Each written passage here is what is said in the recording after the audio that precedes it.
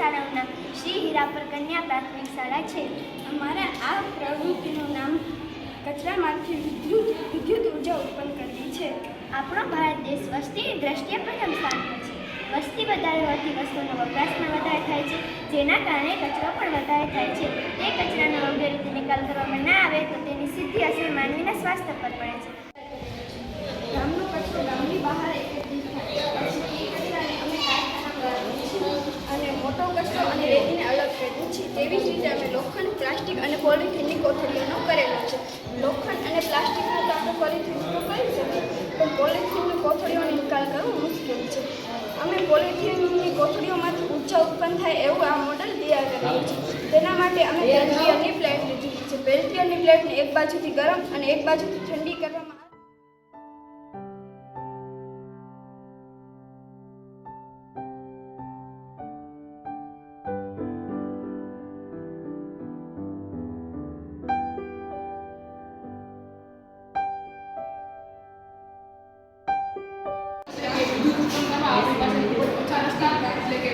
મર્યાદિત રસ્તાઓ છે, જેમાં પર્યાવરણમાં ખૂબ જ વિદ્યુત ઉત્પન્ન થાય છે. જ્યારે વધારાનો વિદ્યુત આ બેટરીમાં સ્ટોર થાય છે, ત્યારે આપણે કોઈ પણ વ્યવસાયના કામો અથવા ઘરના કામોમાં આપણે વિદ્યુતની જરૂર પડે છે, ત્યારે આપણે સ્વિચ ચાલુ કરીને વિદ્યુત વાપરી શકીએ છીએ. જ્યારે આપણું કામ પૂરું થઈ જાય ત્યાર પછી આપણે સ્વિચ બંધ કરી અને વિદ્યુત સતત ચાલુ જ રહે છે અને તે બેટરીમાં સ્ટોર થતું જ રહે છે.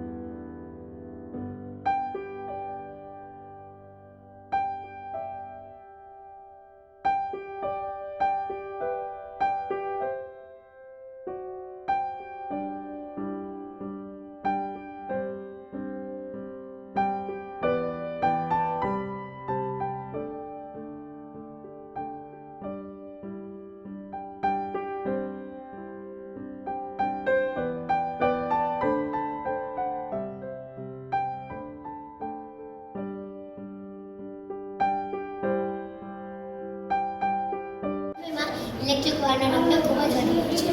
ઇલેક્ટ્રિક વાહનો ખરીદતા પહેલાં જ તેને ખૂબ જ વિચારવું જોઈએ, જેવા કે લાંબી મુસાફરી દરમિયાન ફરજિયાત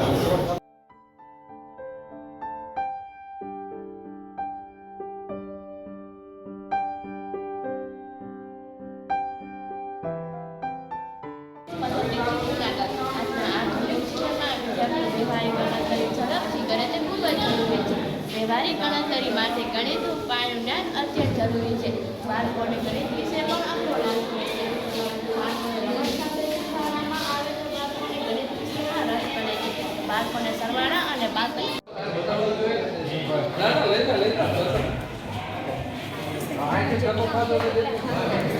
આ સંખ્યાના બે અંક છે, એટલા માટે આપણે બે ભાગ પાડીએ.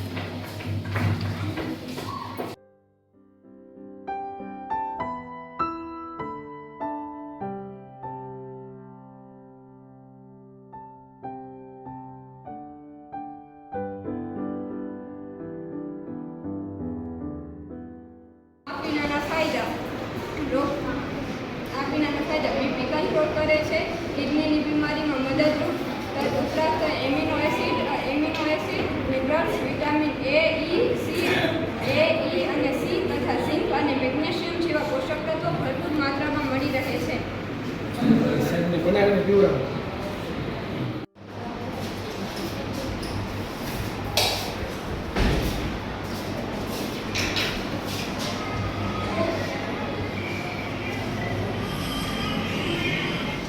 સત્તર હોય ત્યાં અમારું ને તમારું અહીંયા હોય જ નહીં.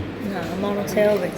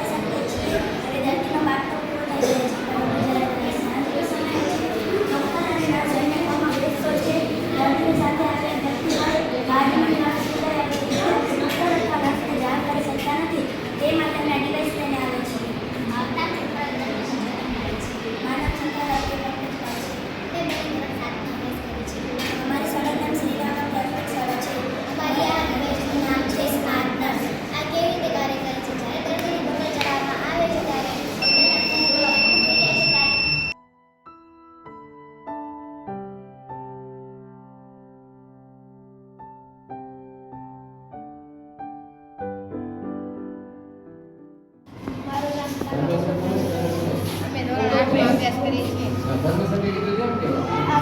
આકૃતિ વિભાગ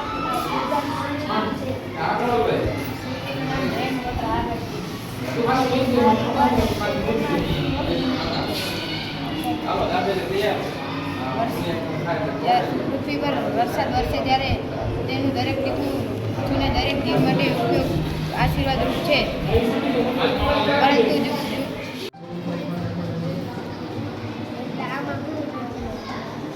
આ કેવી રીતના આમાં પાણી કેવી રીતના પહોંચી જાય લાઈન મોટર દ્વારા